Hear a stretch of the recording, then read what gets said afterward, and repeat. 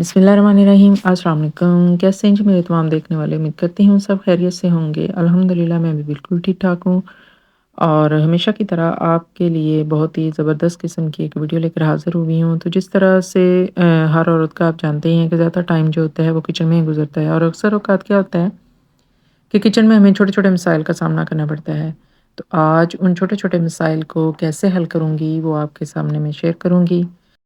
तो बिना time waste किए जी बढ़ते हैं अपनी वीडियो की तरफ और अपने किचन की तरफ। तो आज की जो मेरी पहली टिप है वो उसमें क्या होता है कि आजकल सब लेडीज़ को ये शिकायत होती है कि जब भी हम आलू की कोई रेसिपी बनाते हैं तो अक्सर ये शिकायत होती है कि आजकल आलू जो हैं वो बहुत मीठे होते हैं और जिसकी वज़ह से किसी भी सालन में अगर डालें तो उनका जायका जो होता है वो मीठा-मीठा सा हो जाता है, जो कि अच्छा नहीं लगता। तो आलू के अंदर से ही इस मिठास को ख़त्म करने का जो बेस्ट तरीका है वो ये है कि या तो आप डायरेक्ट आलूओं पर नमक अप्लाई कर दें या इस तरह से पानी के अंदर नमक को हल करके आलू उसके अंदर डुबोकर थोड़ी देर के लिए रख दें। तो आलू में मौजूद असल में क्या होता है कि पुराने आलू होते हैं इन ये ख़ास जो मीठापन होता है ये आलू के पुराने होने की वज़ह से हो जाता है। जितना ज़्यादा आलू पुराना होता जाएगा उसमें जो मौजूद स्टार्च होता है वो सुक्रोज़ में चेंज हो जाता है यानी मिठास में चेंज हो जाता है। तो जब हम नमक लगाकर या इस तरह पानी के अंदर नमक डालकर इसको डिप करके रखेंगे तो वो जितना भी सुक्रोज़ है वो आलूओं से रिलीज़ हो जाएगा और ऐसा करने से आलूओं की मिठास काफ़ी हद तक जो है वो कम हो जाती है। नेक्स्ट आप देख रहे हैं कि यहाँ पे मैं बर्तन वॉश करके एक स्टैंड के ऊपर रख रही हूँ। अमूमन ये ऐसा स्टैंड हर किसी के किचन में मौजूद होता है। तो जब हम डायरेक्ट बर्तन धोकर इसके ऊपर लगाते हैं तो अक्सर यहाँ पे पानी निचड़ता है और नीचे अगर तो इस स्टैंड के नीचे कोई ट्रे वगैरह ना रखा हुआ हो यानी इसके साथ ट्रे ना हो तो नीचे जितना भी किचन काउंटर है वो गंदा हो जाता है, सारा पानी उस पे आ जाता है जिससे बहुत मेस क्रिएट हो जाता है। तो अगर तो इस तरह का ट्रे है जैसे आप देख रहे हैं कि स्टैंड के साथ तो बहुत अच्छी बात है। जब आप सारे बर्तन धोकर फारिग हो जाएँ बाद में आप इस ट्रे को निकाल के साफ़ कर सकते हैं और जितना भी पानी निचड़ा हुआ है वो साफ़ कर सकते हैं। लेकिन अगर आपके किचन में मौजूद ये बर्तनों वाले स्टैंड के साथ ऐसा ट्रे ना हो तो घर में मौजूद किसी भी पुराने या इस तरह से टूटे हुए ट्रे का इस्तेमाल करके आप इस मसले का हल निकाल सकते हैं। यानी आप उस टूटे हुए ट्रे को स्टैंड के नीचे रख के इस परेशानी से बच सकते हैं कि बर्तन धोने के बाद जो स्टैंड के नीचे पानी कलेक्ट हो जाता है और आपका किचन काउंटर जो है वो ख़राब हो जाता है। अक्सर बर्तन धोते वक़्त किसी लापरवाही के नतीजे में हमसे क्या होता है कि काँच के बर्तन गिरकर टूट जाते हैं। जैसा कि यहाँ पे मैं बर्तन वॉश कर रही थी और मैं जितने भी काँच के गिलास थे इस ट्रे में रख रही थी। तो रखते वक़्त ही ग्लास रखा है तो दूसरा शायद जगह कम थी तो वो नीचे गिर के तो ये आप देख रहे हैं कि ये ग्लास यहाँ पे टूट चुका है। अब जब काँच के बर्तन टूट जाते हैं ना तो काँच को इकट्ठा करना बड़ा मसला होता है कि कैसे इकट्ठा किया जाए क्योंकि ये बहुत ही डेंजरस साबित होता है अगर कोई भी ज़रा रह जाए तो किसी को भी लग सकता है। तो झाड़ू की बजाय अगर हम वाइपर से सबसे पहले तो इस काँच को इकट्ठा करें तो ज़्यादातर जो जितने भी पीसेस होते हैं बड़े अच्छे से साफ़ हो जाते हैं। तो किसी भी वाइपर से पहले तो उसको साफ़ करें। फिर कोई भी छोटा-सा कपड़ा या इस तरह से टॉवल गीला करके उस जगह पे अच्छे से लगा दें ताकि छोटे-छोटे जितने भी ज़रात हैं वो उस कपड़े के साथ लग के इकट्ठे हो जाएँ। और फिर आपने काँच को बिल्कुल ही इसी तरह से डायरेक्ट डस्टबिन में नहीं फेंकना, हमेशा उसको किसी अखबार में या कागज़ में इस तरह से लपेट के अच्छे से और शॉपर में डाल के तो डस्टबिन में फेंकें। क्योंकि इस तरह से डस्टबिन में फेंकने से क्या होगा कि आपको पता है कूड़े वाले जो होते हैं अक्सर कूड़े की छान-बीन करते हैं, उसको खोलते हैं, देखते हैं तो ये काँच के टुकड़े उनके हाथ को लग सकते हैं। तो इस एहतियात को बरतते हुए आपने हमेशा इसको किसी अखबार में लपेट के शॉपर में बांध के इस तरह से तो अपने डस्टबिन में फेंकें ताकि किसी को इससे किसी किस्म का कोई भी नुकसान जो है वो ना पहुंच सके।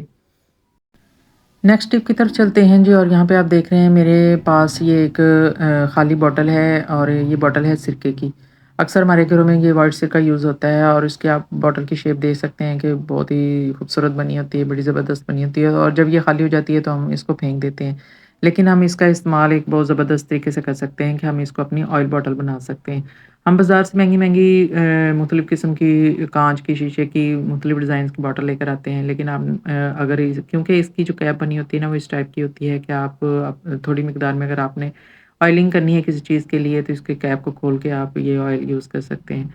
और इस बॉटल का ज़बरदस्त इस्तेमाल आप इस तरह से वाटर बॉटल के तौर पे कर स वो सॉरी वाटर बॉटल कह रही हूँ, ऑयल बॉटल के तौर पे इस कर सकते हैं और इसकी शेप देखें ये कितनी खूबसूरत है और ये इसमें ऑयल डाला हुआ बहुत ही खूबसूरत भी लगता है और ये एक बेकार चीज़ जो है ये हमारी काम की चीज़ भी बन गई है और बिना ₹1 खर्च किए हम घर में मौजूद बेकार चीज़ों को इस्तेमाल लाकर इस तरह से अपने बहुत से पैसे भी बचा सकते हैं और इन चीज़ों को खूबसूरत अंदाज में इस्तेमाल भी कर सकते हैं। नेक्स्ट आप मेरे किचन में ये देख रहे हैं कि बहुत ज़्यादा तादाद में यहाँ पे मच्छर मौजूद हैं और बहुत ज़्यादा तादाद में मच्छर उड़ रहे हैं और काफ़ी हद तक मेरा किचन जो है इन मच्छरों से भरा हुआ है और जो मुझे समझ आती है कि ऐसा क्यों हुआ है असल में जो मैंने किचन काउंटर के ऊपर यानी काउंटर टॉप के ऊपर ये ब्लैक शीट लगाई है ना, जब से ये मैंने लगाई है ना ये तब से मच्छरों की तादाद बहुत ज़्यादा हो गई है। शायद ब्लैक सरफेस पे मच्छर अपने डेरे काफ़ी हद तक जमा लेते हैं।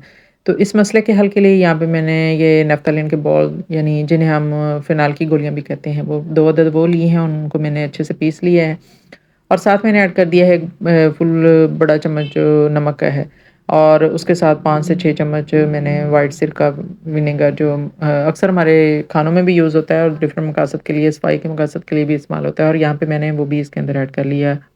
अब इन तमाम चीज़ों को मैं अच्छे से यहाँ पे मिक्स कर लूँगी। जब ये नमक और नफ्तालीन की टैबलेट्स जो मैंने पीस के डाली हैं, वो अच्छे से इसमें डिज़ॉल्व हो जाएँगी, तो फिर मैं इसमें ऐड कर दूँगी 1 ग्लास पानी। फिर मैं फ़िलहाल जो है बाउल के अंदर 1 ग्लास ही इसमें फ़िल कर रही हूँ, बाद में जब मैं इसको बोतल में किसी भी बोतल के अंदर डालूँगी जो भी स्प्रे वाली बॉटल आपके घर में अगर मौजूद है, उसमें डाल के थोड़ा-सा पानी और ऐड कर लिया था मैंने। आप इसको इस तरह से बॉटल में डाल के भी अपने दीवारों पे किचन की पीछे जो बैक दीवार है और काउंटर के ऊपर आप स्प्रे भी कर सकते हैं। या आप किसी कपड़े को इस पानी के अंदर डिप करके अच्छे से उस कपड़े के साथ भी हर जगह पे इस पानी को अप्लाई कर सकते हैं, इस मिक्सचर को अप्लाई कर सकते हैं, ताकि जो मच्छर है वो आपके ये काउंटर की सरफेस पे या दीवारों पे कहीं भी ना बैठे। मैं ये तरीका देख रही हूँ क्या ये इफ़ेक्टिव है कि नहीं, लेकिन ये है कि जब से मैंने ये स्प्रे किया ना काफ़ी तादाद जो है उन मच्छरों की कम हो गई है। तो आई थिंक ये चीज़ जो है असर करती है इस चीज़ पे। अगली टिप मेरी कुकिंग से रिलेटेड है और क्या होता है कि अक्सर हम ऑयल में जब फ़िश फ्राई करते हैं ना, जब डीप फ्राई करते हैं तो उसके लिए हमें बहुत ज़्यादा ऑयल की ज़रूरत होती है और जब हम फ़िश फ्राई कर लेते हैं, एक तो ये मसला होता है कि बहुत ज़्यादा इस तरह का मटीरियल उस ऑयल में कलेक्ट हो जाता है और दूसरा उस ऑयल में से फ़िश की स्मेल जो है वो बहुत ज़्यादा उसमें आना स्टार्ट हो जाती है। तो इस मसले का हल कैसे निकाला जाए? सबसे पहले तो इस ऑयल को अच्छे से स्ट्रेन कर लें हम किसी भी बड़ी छलनी के साथ किसी एक और पर दूसरे अलग से बर्तन में। जब ये ऑयल को अच्छे से स्ट्रेन कर लेंगे तो ये जितना भी ये सॉलिड मटेरियल होगा जो फ़िश के साथ मसाला वगैरह होता है जो फ्राई करते वक़्त उतर जाता है वो स्ट्रेनर के ज़रिए से इसमें से अलग हो जाएगा।